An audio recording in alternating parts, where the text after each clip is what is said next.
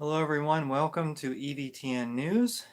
Um, so, the ratings are in, and I did not achieve the highest rating for EVTN News. However, there are still some mail-in votes left, and so we'll postpone the results until those votes are counted because every vote counts, right? And yeah, every vote counts except for the ones who are voting against the communists. Okay, so anyway, and just like that, YouTube wiped out the viewers on the live stream. Anyway, on EVTN News, we discuss the Catholic news of the week, and so the first news story is LMNOPs. That's exactly what this agenda is. Father Valentino Iezzi, parish priest of the Blessed Virgin Mary of Carmel Church in the city of Montesilvano in the province of Pescara, Italy, invited two women who are in a relationship with each other to tell their story from the altar of his church. On May 17th, 2022, Iezzi promoted an adoration of the Blessed Sacrament, which took place after the LMNOPs spoke. He also invited parishioners who are parents of LMNOPs to come to the podium and speak in favor of tolerance towards this vice. So, I guess the point of this story is that it's going on in a lot of different places. It happened in Minnesota, St. Paul, Minnesota, under Archbishop Hebda. I probably would guess that it happened in a lot of other places too in the United States. And if you see this happening, definitely let your bishop know and follow up. Continue to follow up because they need to hear from you. And they need to hear this is not acceptable. The problem is, bishops, here's the problem, okay? So this'll I'm going to tell a short explanation of what I saw over this weekend and then kind of relate it back. So Biden posted, his handlers posted a tweet about how Republicans opposed marriage equality, which is good, because marriage equality means LMNOP marriage, and how Republicans opposed, they opposed pro-death, they opposed the slaughter of the unborn, and they also opposed free birth control. Okay. So, then this is a practicing Catholic, right? There are 50 plus bishops who signed a letter saying that Biden should not be denied communion. Okay, so that's really, I don't even know, I'm not even sure how to describe it. That's pathetic. Those bishops are absolutely pathetic. They need to resign. I don't care what their explanation is. It's not a good explanation. They will not have a good explanation for that. And any bishop who just says, oh, there's nothing I can do, LMNOPs are speaking in a church, there is something you can do, Bishop. You can remove the priest. Or you can quit. If you don't want to promote the Catholic faith, then quit. It's not hard. Maybe you'll be replaced with another Francis bishop who would drag his feet on everything. But you'll get a free paycheck. Why not quit? So that's in Italy. So anyway, challenge your bishops. Follow up. Continue to follow up. They don't want to hear from you. But, the Catholic faith is the Catholic faith. Be insistent. Another bodybuilder priest. Word on fire. You know how all the priests at Word on Fire, well, I think there's only a few priests, but all the Word on Fire employees are huge bodybuilders. Well, this isn't in Word on Fire, but however, maybe he'll get a job there. Father Giuseppe Fissari was born in 1966, ordained in 91, and is since 2019 collaborating presbyter in the parish of in an Italian diocese. Oh, more from Italy. Vasari also teaches history of Italian art at the Catholic University of Sacred Heart of Brescia and is the director of the Diocesan Museum. He is also present on Instagram under the name fit.priest. Um, Mesa in Latino discovered that he is a bodybuilding champion with 2 gold medals in the 2021 national championships. 2021. He was ordained in 91. Shouldn't you work for the salvation of souls instead of wearing nearly no clothes at these bodybuilding ceremonies? If you want to see at these bodybuilding competitions, if you want to see the photo, you can go to the description that I have. There's a link. Gloria TV has the photo of him. He doesn't look like a priest when he's not really wearing anything except, yeah. Anyway, moving on to the Philippines, the government and authorities in the Philippines have prohibited unjabbed people from entering several cemeteries during the observance of All Souls Day to prevent the spread of the virus. The Santo Tomas Cemetery in Date, Providence, and the Holy Redeemer Cemetery in Benguet, Province, have made it mandatory for visitors to carry jab cards to enter and pay tributes to their loved ones. Pathetic. This is absolutely embarrassing. The virus religion must be destroyed. The virus religion is satanic. Absolutely pathetic. All right, so I did a little bit of research. This is one of my bigger news stories today is the USCCB has released information on the North American continental stage of the Synod on Synodality. 10 virtual assemblies will take place between December 14th and January 25th. Oh, they're going to be really busy. Not really. It's just putting on a camera and spewing some garbage that the Vatican already told you to say. It's the virtual assemblies are 5 in English, 3 in Spanish, and 2 in French. Hopefully all these people are fluent in all those languages. Otherwise, how are they going to know what they're talking about? Oh, they'll know, because there will be a rainbow flag on the screen the whole time.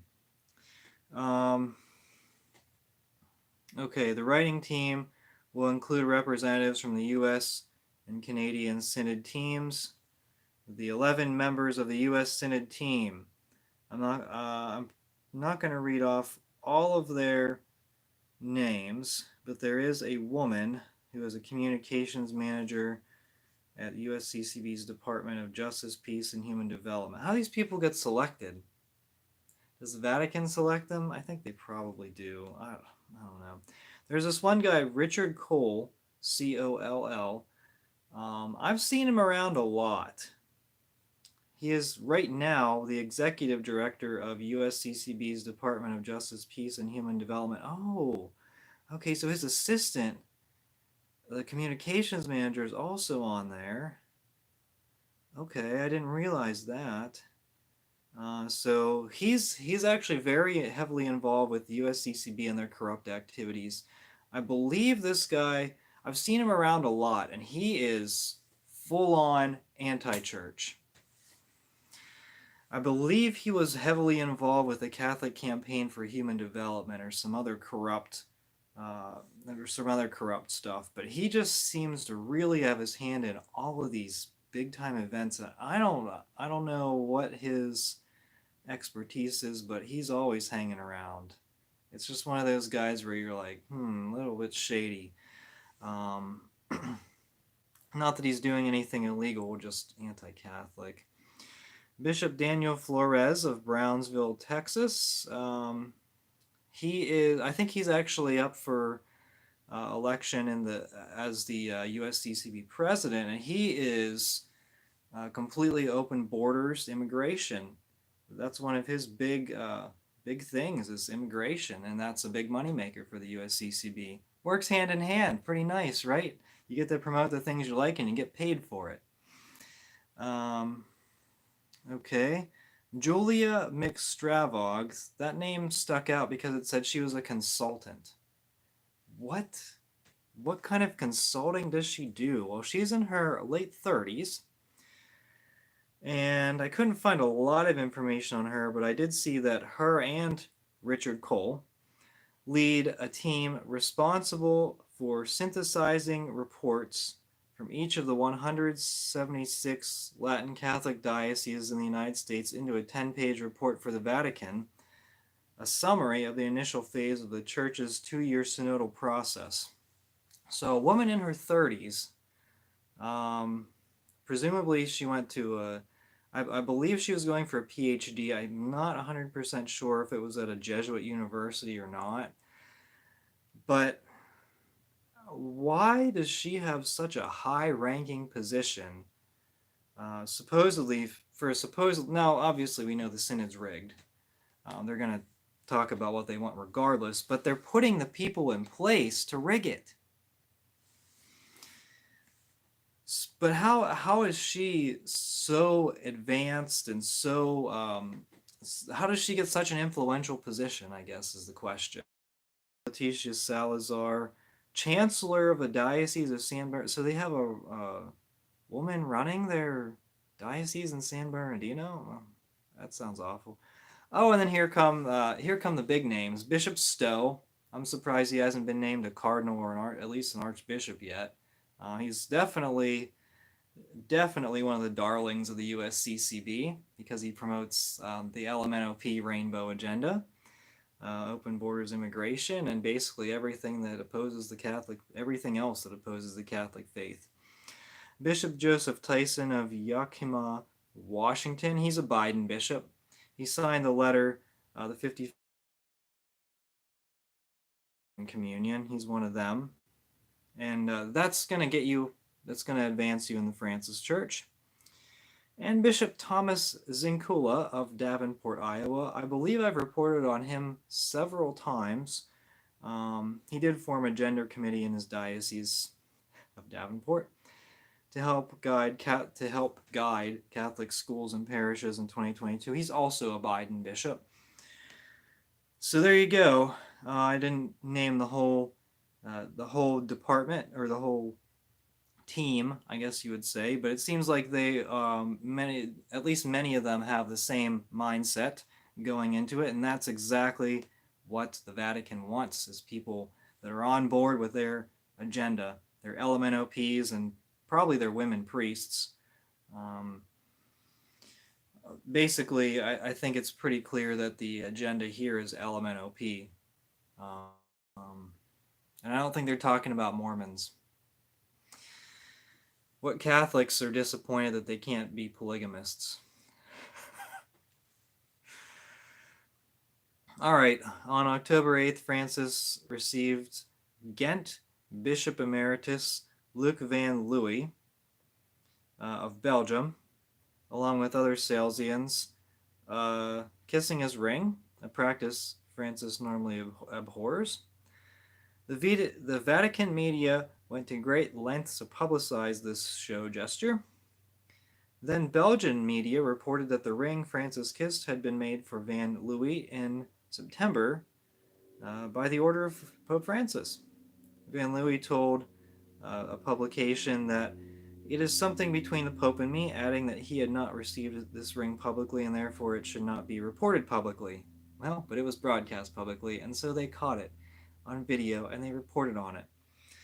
And so Francis had announced on August 22 that he wanted to appoint Van Louis as cardinal, but Van Louis had to decline after reports that he had been involved in covering up abuses.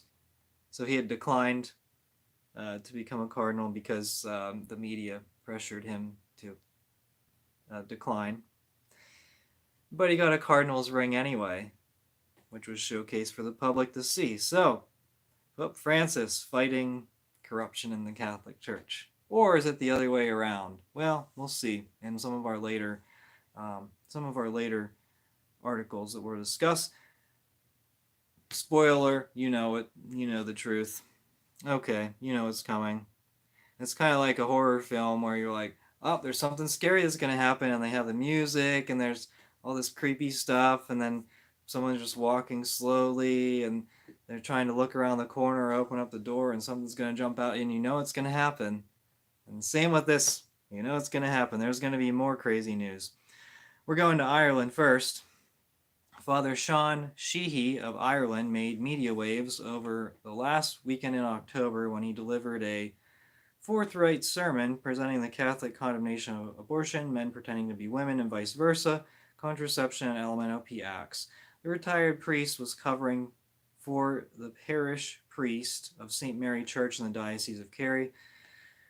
Following his homily, which during up to 30 parishioners reportedly walked out, good, and stay out until you repent of the until you repent of your sins. Kerry's Bishop Ray Brown said, I am deeply upset and hurt. I am aware of the deep upset and hurt caused by the contents of the homilies in question delivered over the weekend. I apologize to all who were offended. The views expressed do not represent the Christian position. Is that real? Do the views... Okay, so what represents the Christian position? LMNOP abomination? Men pretending to be women? All right. So this bishop has renounced the Catholic faith. So Father Sheehy, speaking to a local radio station on Tuesday, said the bishop had told him he was to be taken off all masses. So not only did the priest, or not only did the bishop suspended this priest, and he said it wasn't the Catholic position. Get out and go to the SSPX. These people are not Catholic. And I mean, any priest who defends this bishop is absolutely compromised. There's no way. I mean, yeah, the priest is getting a paycheck, but what you need to do, the priests need to do in this situation, and you tell them straight up, they won't listen to you, but you tell them anyway. You tell the priest, look, your bishop's rotten. Ask him to take a sabbatical. See, I'm questioning my vocation in this diocese. You don't have to go out with a bang. Try to join the SSPX and move on. And if people come with you, all the better, because then you'll have your own chapel. I mean, it's not from the diocese, but they're going to sell parishes anyway. People are leaving left and right, especially with this kind of nonsense. Now, the people that walked out, they're not Catholic to begin with. You've already lost them. I mean, do you like that? What's the point of keeping them? For the money? Do they give donations? I mean, what the heck? You know? Is there any faith left? Yes, there is. All right. The French bishops had a meeting. It was sort of like their USCCB type of thing. Obviously, it's not called the USCCB, but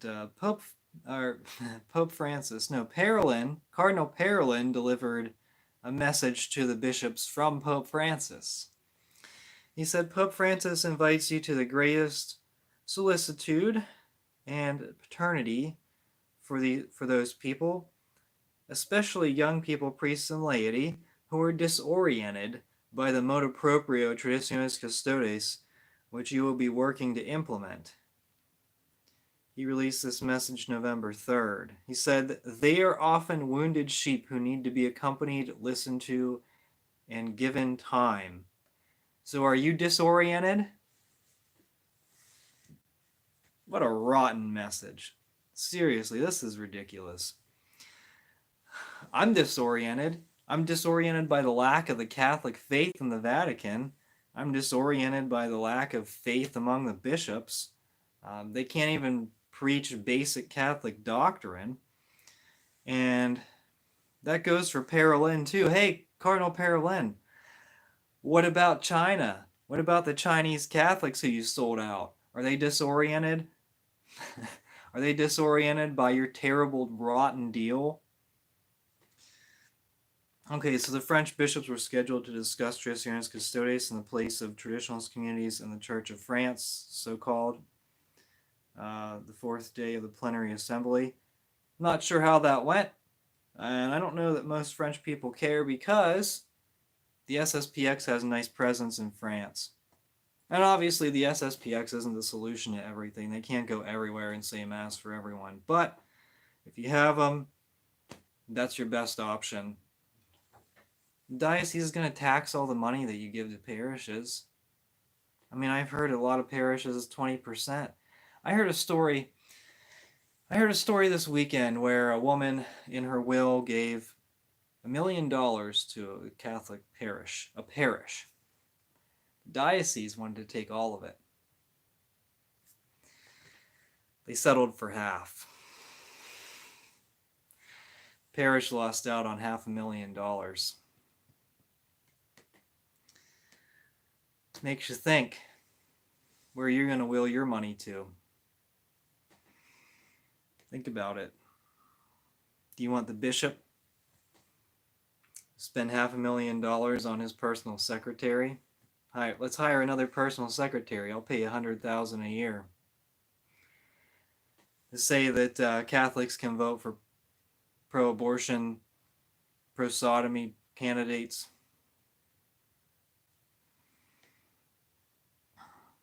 Heck, the bishop himself, does he support that? But what about his lifestyle? Just throwing it out there. All right, journalist Diane Montaigne asked a question to Cardinal Mario Gretsch, the Synodal Synod boss, during a press conference. The whole question was like, I don't know. She kind of drug it out. I gotta say, yeah, a minute and a half or so. Basically, she said the Synod social media accounts praise the images as real works of art. The images in question that I had a video on a few weeks ago, it was about like a woman wearing like it was a chasuble, is that what it's called? Or a stole for a deacon or whatever. And then LMNOP supporter. Anyway, she said that the social media accounts praise the images as real works of art despite containing depictions of things contrary to Catholic faith. She also highlighted how the Synod social media accounts lost a lot of credibility and trust in the eyes of many Catholics over the images. Especially on Twitter, they had much criticism, not much support. Gretsch responded, "We are listening to everybody, and if you go through the document, we are not only talking about images but contents, listening to everybody without excluding anybody." Are you listening to the Catholics? Because it doesn't really seem like that. All right. Swiss Marian Eleganti. He served as an auxiliary bishop of Chur from 2010 to 2021. And I guess he's now retired, and he's not feeling very synodal. He said the repeated proposals, and you can read the full document, it's a long document. He said the repeated proposals are poured over and over into the new bottles into which the labels listening, inclusivity, welcoming, diversity, and equality are now pasted into a kind of marketing campaign that sells yesterday's produce as fresh and sells it politely to the man or woman. They are all nice sounding, emotionally positive terms, but they are empty phrases in relation to the truth or correctness of a position that is at stake. When it comes to theft and speeding, we are exclusive. Apparently, it is only in doctrine that we must not be. So he calls out the hypocrisy or the contradictions, I guess you could say. He said this has nothing to do with the spirit-filled process of reform. It is nothing else than the inner church politicization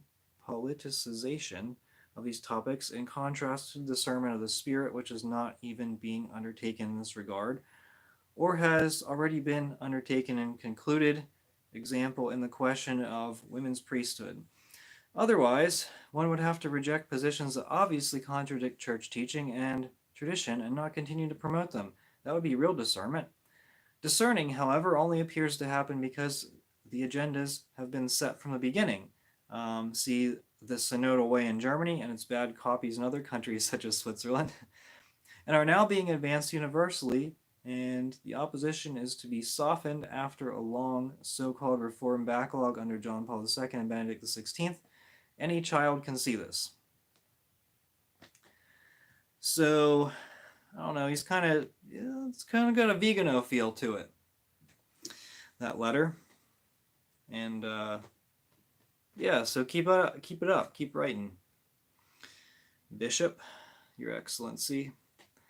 All right, and the last story I have is,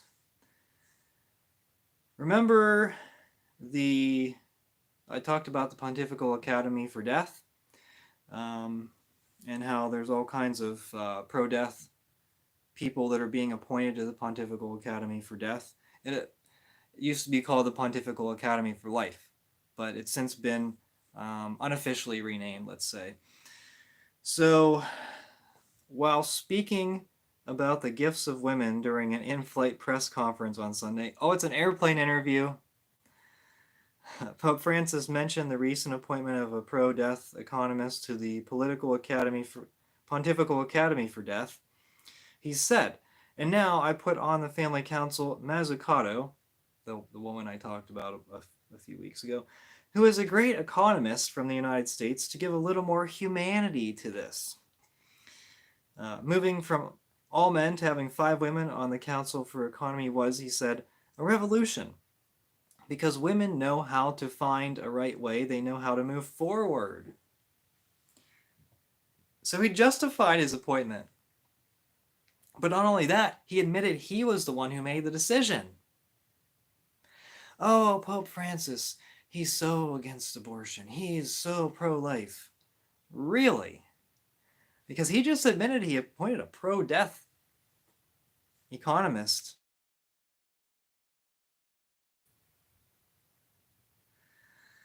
What do you say about that, Pope Splainers? And he talked about how having 5 women on the council... and you can't find a pro-life woman to appoint to that? You can't? Really? What do you think about that? But he admitted it was a revolution. You know who values revolution? Communists. Fits right in. Okay, before I get to the comments, I just want to say EVTN will probably, next week, I will probably have it on Sunday instead of my typical Monday, because next week the bishops, the USCCB is meeting, and their meetings will be public as far as I know. And so I usually post a lot of their video clips from their meetings. And so Monday, Tuesday, and Wednesday I'm going to be probably pretty miserable. I mean, I'm giving you guys, this is John the Son of Thunder's YouTube channel. It's what I do. I suffer through it so that you guys can have the clips of the information that you need to see what bishops are saying what, who's standing up for the Catholic faith, who's opposing it. Unfortunately, we have some people, we have mostly a lot of bishops who boldly oppose the Catholic faith, and there are a few that tentatively stand up for some of the doctrines. And so it's very discouraging, disappointing, and ultimately that's why I'm very sarcastic about it. I'll probably have a more thorough USCCB preview next week. If I, honor all the veterans, pray for, support them. But yeah, I get off that. So I guess I have no excuse. I guess I can do my research then. But yeah, it's not chat. Lots of comments. Thanks for joining me on the live stream. Hearing an off-grid desert farmer Air Force sent out nuclear codes. Okay, I don't know what that is in Minnesota. Oh wow. Okay, my Godmother's funeral was last week on Thursday, and it was Novus Ordo, and the music choices made me uncomfortable, except for Gentlewoman as a meditation. The parish has a tabernacle up front with no communion rail. Sorry to hear that. Oh, All Souls Day was recently. Okay. Well, get that plenary indulgence if you can. Actually, it was my godmother. Okay. Um, I don't think very many Catholic men would want multiple wives. They would probably say it's hard enough to keep track of her purchases as it is. Yeah, I don't know. I think one's probably fine. I I don't I don't know why they threw that in there, other than I think it may have something to do with the pagans, the whatever you call them, indigenous people, that they really like their pagan ceremonies. I think that might have something to do with it, the polygamy that they threw in there in the synod preparatory document. Let's see here. I want to see if I can delete this comment. If you guys see any inappropriate comments, feel free to report them. I see a few. Okay. All right. I'm going to see if I can ban this user here. All right. Okay. The bishop might want to recheck his Bible. Oh, that's bishop from Ireland. Yeah, he probably doesn't have one. Well, I think the Jesuits by this point, I think the Jesuits have rewritten the Bible, and so has this bishop from Ireland. They've altered it to their liking. Yeah, just like Martin Luther. They did that with their pencil skirts. I know how he feels. I'm a little non-synodal myself. Oh yeah, we're talking about Bishop Eleganti. What do we do in these end times? Yeah, frequent the sacraments and stay in the state of grace. Yeah, there you go. That's the best advice. I don't even have to say that. I didn't even have to, because you said it. Thank you so much for joining.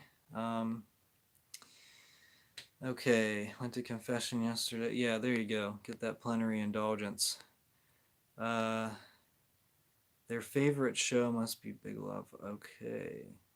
Well, that's it. Yeah, so anyway, I know it's going to get cold around here. Had some nice weather, but it's going to get cold. So, and the time change, I'm not a fan of the time change. I think, what did Ryan say? He said,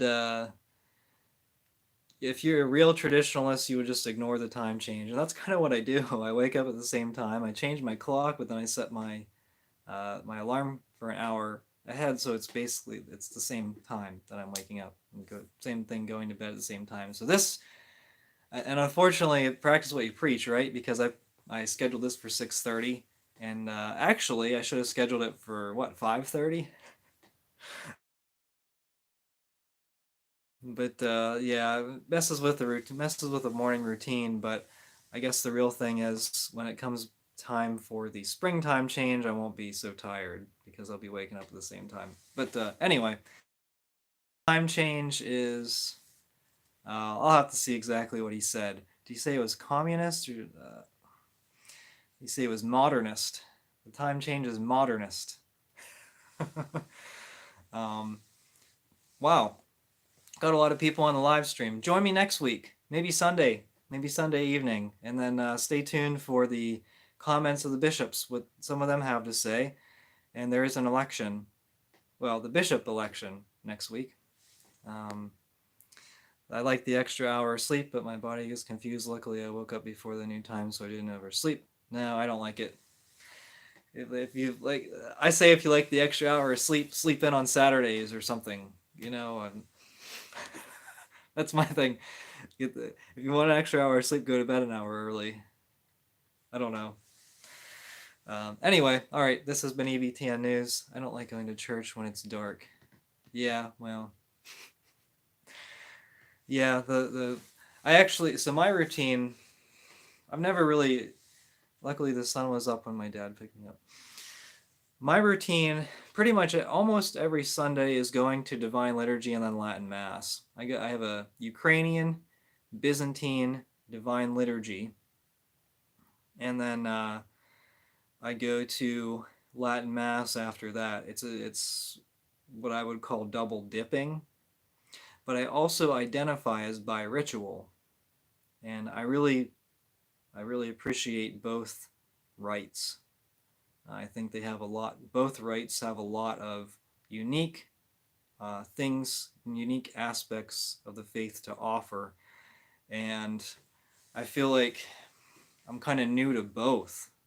You're always learning, but when you start going to the Latin Mass or the Byzantine Divine Liturgy, you're learning a lot of um, you're learning a lot of that stuff. Oh, I see a comment from Joy. What do you think of the traditional Carmelites being canceled without a legit proof to shut them down? Are you talking about the news article from LifeSite News? Because there wasn't a lot of solid information in that. Um, the story of Philadelphia was that they were pressured to say the new mass, and so they just decided to leave and go to a different community. Nebraska, that's right. They moved back to their main community in Nebraska. I think several of them went there. Some of them went to the Fairfield Carmel in Pennsylvania, which is right near the Maryland border. Actually, it's pretty close to the Elizabeth Ann Seton Shrine in Maryland. It's pretty close to there, but there's a group of traditional Carmelites that are in Pennsylvania, Fairfield, Fairfield, Pennsylvania, and they're still there. And as of right now, no, this is a big deal because Bishop Gaynor of Harrisburg is friendly towards tradition. He's friendly towards the Carmelites, and he turned 75 in August. And so he is due to be replaced any second now. He's not one of those bishops who goes up front and says a lot of things, but he just does it. He's friendly to tradition. He promotes the Catholic faith, but in sort of a quiet way. You have some of those bishops who are a little bit traditional and they just kind of keep it on the down low. Don't worry about it. You should worry about it, but don't. It's going to happen. If it doesn't happen before the end of the year, I'll be shocked. He's due for a replacement, and hopefully they just don't get a really radical Francis bishop in the Diocese of Harrisburg. But they could, and